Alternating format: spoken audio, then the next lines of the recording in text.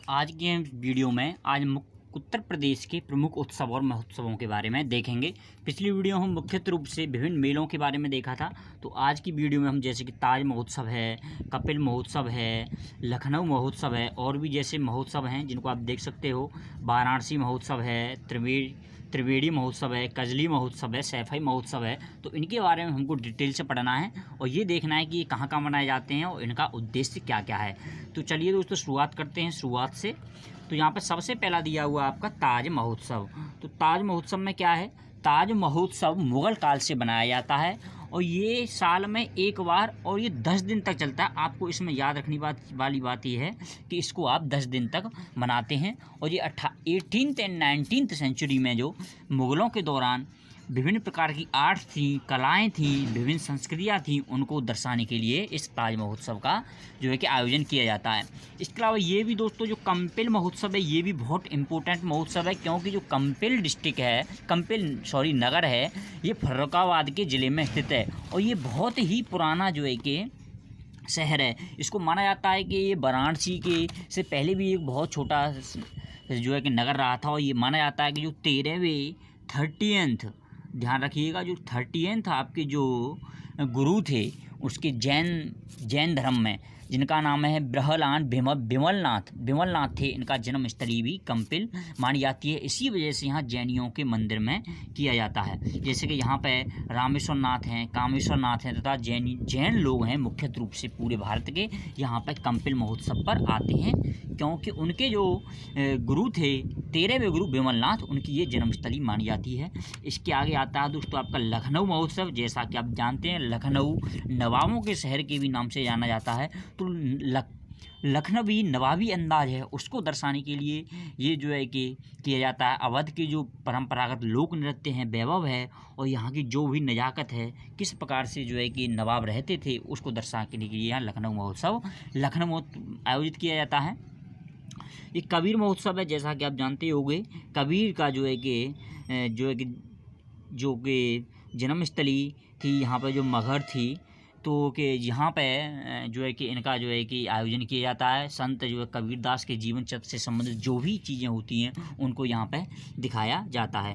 तो चलिए दोस्तों नेक्स्ट महोत्सव पर देखते हैं। नेक्स्ट आपका महोत्सव है वाराणसी महोत्सव। तो जैसा कि आपको नाम से पता चल रहा होगा ये वाराणसी में आयोजित किया जाता है। भारतीय धर्म, संस्कृति, ज्ञान विज्ञान के विषयों से संबंधित जो भी दृश्य होते हैं उनको यहाँ पर प्रस्तुत किया जाता है वाराणसी महोत्सव में। अब आपके आएगा त्रिवेणी महोत्सव। त्रिवेणी से जैसे आपको नाम से ही पता लग रहा होगा, त्रिवेणी यहाँ पर 3 नदियाँ हैं, तो ये प्रयागराज में आयोजित किया जाता है। इस महोत्सव में भी जो उत्तर प्रदेश की मिली जुली संस्कृति यानी कि हिंदू मुस्लिम की जो भी दोनों ने एक दूसरे से एक्सचेंज की थी जो भी कल्चर को, उस विरासत को आपको देखने को मिल जाएगा। अब इसमें जो और भी महत्वपूर्ण इम्पोर्टेंट आ जा रहा है ये आपका कजली महोत्सव है, इसको आप ज़रूर ध्यान रखिएगा। इसका जो आयोजन है प्रत्येक वर्ष सावन के महीने में महुआ में किया जाता है। इससे रिलेटेड एक स्टोरी है जो कि अलाउद्दीन की स्टोरी है, जो कि आपके दिल्ली के जो सुल्तान थे पृथ्वीराज चौहान, उन्होंने माना जाता है कि कालिंजर फोर्ट पर अटैक किया था। उस अटैक में जो कि अलाउद्दीन ने बड़ी अच्छे से कालिंजर को डिफेंड किया था, उसको बचा लिया था। तब से यही महोत्सव 10वीं सदी के आसपास से कजली महोत्सव मनाया जाता है। तो दोस्तों ये बहुत ही पुराना महोत्सव है, इस वजह से ये बहुत इंपॉर्टेंट हो जाता है। सैफई महोत्सव है, ये जो है कि इटावा में आयोजित किया जाता है। ये मुख्य रूप से समाजवादी पार्टी का जो कि अखिलेश यादव, मुलायम सिंह यादव, इनके द्वारा इसको शुरू किया गया था। ये इटावा में जनवरी के महीने में मनाया जाता है।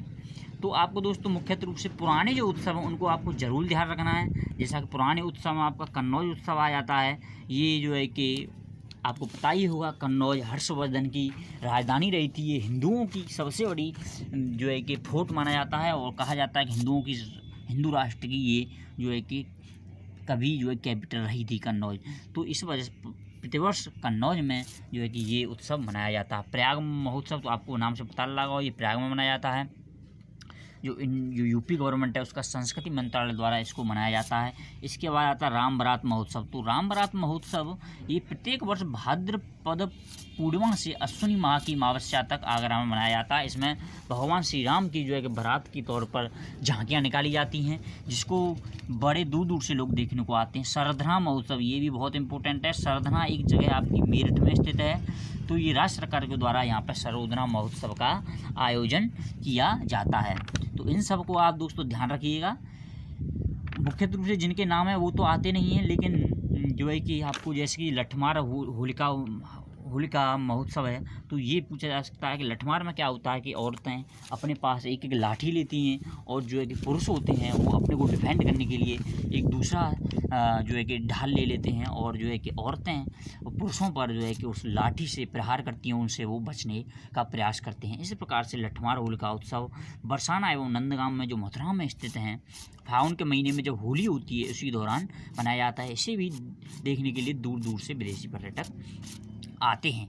गंगा महोत्सव है, इसका नाम जो है कि इसको काशी गंगा महोत्सव कर दिया गया है। प्रत्येक वर्ष दिवाली के स्थान पर जनवरी में प्रवासी भारतीय दिवस के दिन मनाया जाएगा, क्योंकि यह प्रधानमंत्री मोदी ने ऐसा इसी समय किया था, क्योंकि अब प्रवासी भारतीय दिवस को मनाने का इन्होंने ऐलान कर दिया गया है।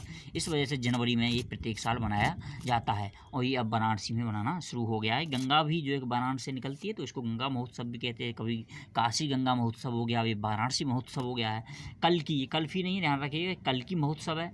कल्की है ये, कल्की एक भगवान विष्णु के कलयुग के अवतार हैं, तो ये यहाँ माना जाता है कि कल्की जी कब अवतार लेंगे, इसके ही उपलक्ष्य में प्रतिवर्ष संबल में कल्की महोत्सव का आयोजन किया जाता है। इसके अलावा बिठूर गंगा महोत्सव है। जैसा कि आपको पता होगा, बिठूर जो जगह है ये भी बहुत पुराना, इसका रामायण से भी संबंध माना जाता है। ये गंगा के किनारे स्थित है, यहाँ लव कुश ने भी यहाँ पर रुके थे। तो यहाँ भी प्रत्येक वर्ष अक्टूबर नवंबर महीने में कानपुर के बिठूर में गंगा के तट पर आयोजित किया जाता है। ये भी बहुत इंपॉर्टेंट महोत्सव है, जो कि वैदिक काल से चला आ रहा है। इसके अलावा झांसी महोत्सव है, ये जो है कि 5 दिन के लिए प्रत्येक वर्ष फरवरी में आयोजित किया जाता है।